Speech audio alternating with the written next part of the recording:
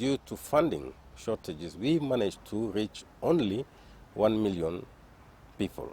Even the 1 million people that we have reached, we were, in view of the funding constraints, we were obliged to give them half rations. So we were not able to give them the entire amount of food that we have initially planned because of funding constraints. So we gave them half rations, and if we don't mobilize the needed resources, there is a likelihood that we will go into further cuts. What is happening now on the ground because of our funding shortages? They are entering into what we do call the negative coping mechanism. They are selling their assets, that has been left, and that will make them more vulnerable to future shocks.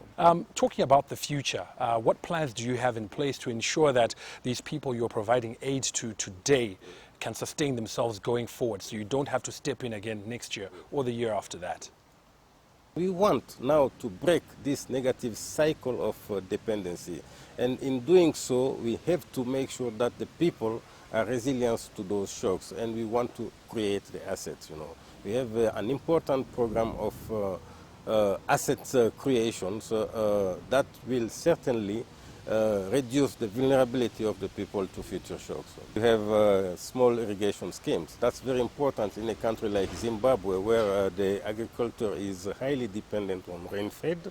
We have small irrigation schemes, we have dams, we have roads, feeder roads, to sort of link the farmers to the market.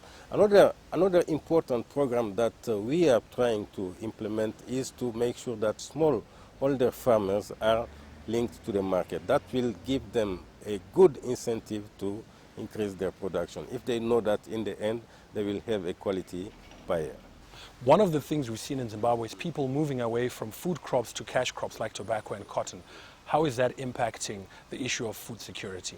The country needs are 2.1 million metric tons per year.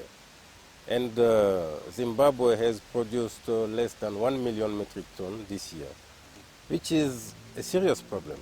It's a serious problem that needs to be addressed, but it cannot be addressed by emergency actions. It is a longer-term issue. It is a longer-term policy issue, and we are discussing with the government. We are supporting their efforts in the framework of the ZIM assets, and we do hope that the actions that have been agreed in this framework will yield into longer-term agricultural production.